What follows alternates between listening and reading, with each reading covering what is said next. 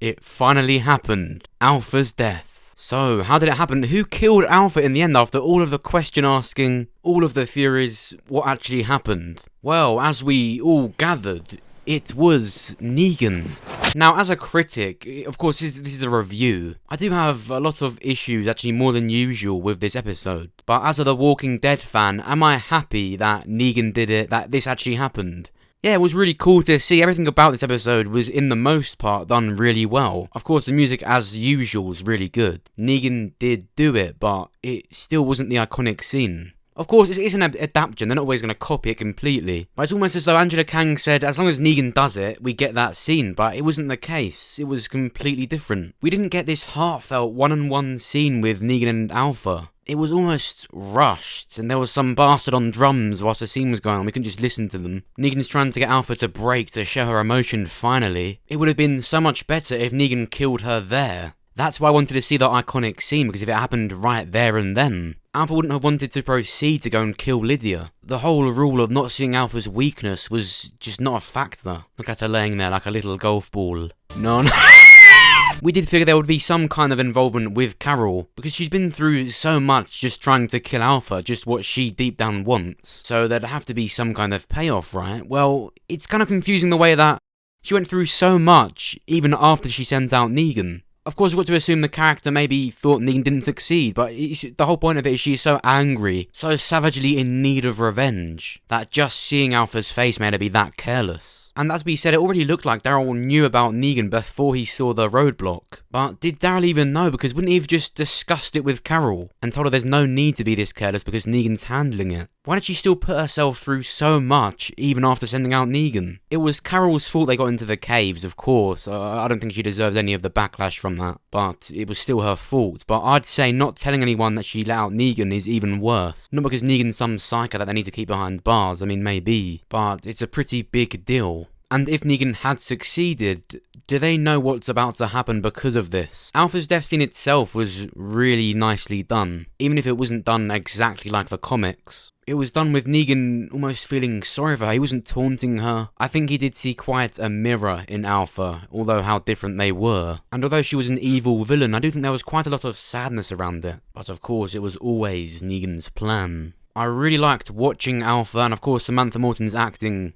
amazing. It is a shame that we won't see her anymore, but we knew this was gonna come. It was really cool just seeing Carol and Negan talk to each other, look at each other. They literally have not shared the screen before, and they still haven't because it was a close-up shot, but it felt like almost a crossover. It's the first time in years they've had their own scene, and to find out they had this plan is pretty cool, regardless of the many plot holes you may find in that. At the end of this episode, there was this amazing, hauntingly good music that played. It was like the end of an Avengers trailer. It wasn't playing because of what had just happened. It was playing because of what's about to happen. Beta. We have not seen the end of the Whisperers just yet. In fact, in terms of what we're about to see, there's a lot still to come in this short time. Once Beta finds out about Alpha, there will be no leash, there will be no filter. It's just a very angry man. He's going to almost become a creature without Alpha. I mean, just look at how he restrains himself against Negan. If the wrath of Alpha wasn't held over him, if he didn't have that much respect and honour for Alpha, then Negan wouldn't even be alive. This episode, we also saw the untimely fate of Gamma,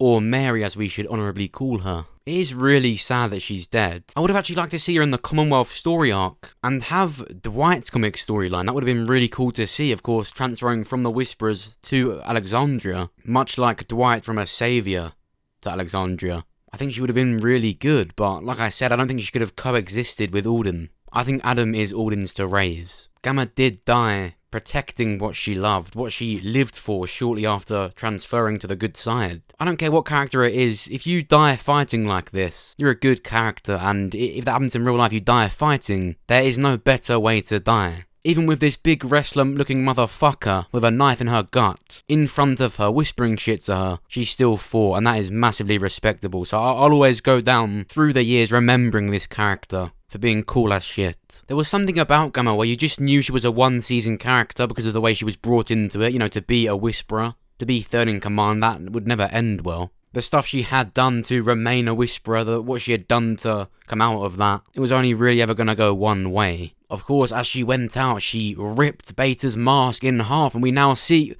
Is that Opie? It's Opie from Sons of Now, if you wanted to know why the Whisperer recognised Beta with his mask off, when he saw a part of his face, it's because behind the actual story of The Walking Dead, the backstory is Beta was a country singer. In Fear the Walking Dead Season 5, we see a picture of Beta, of him unmasked in his country singing days. Earlier on in Season 10, we actually hear a cover of Emily Kinney's song, the actress for Beth, a cover of one of her songs sung by Beta. That explains why when we see the Alpha and Beta backstory, he is humming. That's why he hides his face, because he was a celebrity. In the comics, Beta was actually a famous baseball player, but it's the same concept. He was a famous celebrity in the US. I mean, I don't really like how it was done in this scene. The Whisperer reacted like it was Michael Jackson or something. You still can't see his face that well, so I didn't like how that was done, but nonetheless, that's why he wears his mask. Notice how Beta as a character is slowly dissolving in this storyline. And remember, like I said, there's just no restraint anymore. He's going to become a monster. Unlike all the other characters, all the good characters in this show are staying calm, you know, they're staying who they truly are, and making sure the Whisperers aren't getting to them too much. Like it'll fix anything. We go through shit. To go through shit. I don't know why this bitch thought this was a good idea. Honestly, why is it that her and Magna are the only ones reacting like this? I mean, Kelly still hasn't found Connie, her sister, and she hasn't said a single bad word to Carol. My only worry is when characters are disliking Carol like this, are the writers going to have it so that once Carol returns the head, they're all fine, the problems have been fixed, Carol has saved the day? Because it wasn't Carol, it was all Negan. So what exactly is going to stop these characters from hating Carol? Carol was almost dipped into the death of Alpha to have some kind of part in it, but anyone could have let Negan out. She failed on every single attempt. And even after Alpha's death, Beta's about to bring down his wrath on the entire community. And not only that, Connie is missing. So there's still that possibility of there being a big cave death, because Connie could very well right now be a walker. Of course, Magna explained in this episode that she lost Connie when they were in the herd. It just sounds like another Sophia situation, if you know what I mean. My favourite scene throughout this whole episode was Carol's conversation with Eugene, which I know it's odd considering Negan killed Alpha, and how amazing the ending was. I just really like this scene. Go through shit.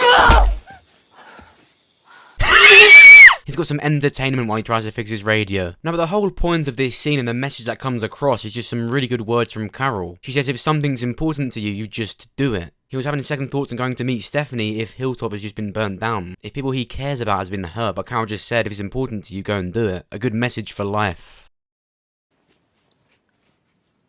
Okay now.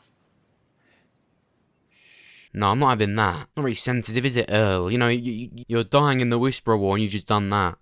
What a shame. Now, I said Earl would be a likely suspect to die at the Battle of Hilltop, so I wasn't surprised, but I was a lot more sad than I thought I would be, and that's because I recently watched Season 9 Episode 1 where Earl and Tammy lose their son, Ken. I think it would have been really nice if Earl lived to see Maggie return with the Commonwealth, to see what she has built. As much as I forgot about what happened with Earl in earlier Season 9, it seems Angela Kang has too. It's happened way too much where a character dies and it's just not mentioned ever again. Earl attempts to kill himself and it's like the worst attempt I've ever seen. He puts a wooden stake through a table and he drops himself on it, and it didn't even kill him, so Judith ended up having to do it. Now, I don't know where Rick Grimes' gun's gone, but she just doesn't have it anymore, so Earl can use that. The one time you would want to have Rick Grimes' gun, she didn't have it. And so he went out in just a really miserable way. When I die, I want to go out in a blaze of exciting shit. Get me up on that water tower, because I'm not having any death like this. Interestingly, Judith was the one to do it, and she had to hours earlier kill a human being for the first time. So Judith is definitely changing, and she's developing for the better. Normally I don't like it when characters go through this cycle of not wanting to kill. We've seen it many times with Morgan and Carol, I mean Morgan especially, Jesus. But of all characters to get this storyline, I think it makes the most sense with Judith. I mean, she's still not going to have this season-long thing where she goes back and forth and starts crying about it, but she will be genuinely changed by this. Talking of the kids, Ezekiel was meant to escort them to safety, but for some reason he was hiding under some metal, literally making zombie noises. That was terribly done. I don't know why the kids and Earl left him there. He was barely 20 feet away from the actual house of Hilltop. It looked like he had just put himself under there, and that's what he probably did do, because he's dramatic. I'm definitely in a place to be calling other people dramatic. But overall, episode 12 was an amazing episode. It was quite messy at parts. Although it held some great scenes, the scenes were very roughly put together. Once Gamma had appeared, it was 4 minutes until she got killed. Alpha and Beta had no real last scene and everything happened really quickly, and I think the battle was poor. I thought the opening minutes were going to give us a teaser, a taster of what the battle would be, but it just was the battle, and was it even a battle? Most of the scenes in this episode happened, but we didn't see the process of how it got to that. The scenes were already set. Yumiko and Magano were already there, Eugene was already there, Negan just cut Alpha's head off. The scenes once they were there were good, but we didn't see the process of any of it happen. But however roughly put together the episode was, I think we can all agree these scenes were amazing. But I want to know what you think. On the top right of your screen, you're going to see an eye icon. Just click or tap on that and you can vote in the poll. Did you think this episode was good? Is there more you would have liked to see? And are you happy with Alpha's fate? Make sure you let me know what you think down below. And of course, if you enjoyed this video, then make sure you press the like button. It actually genuinely helps me and will get this video more seen. If you did enjoy it, then make sure you check out my other videos. Are you curious on how Michonne actually leaves the show? Make sure you check this video out that suggests Jadis returns to tell Michonne where Rick is. That Rick Grimes is still alive. And of course, make sure you subscribe so that you're the first to hear about The Walking Dead. And the first to see my videos. Thanks for watching. I'll see you soon.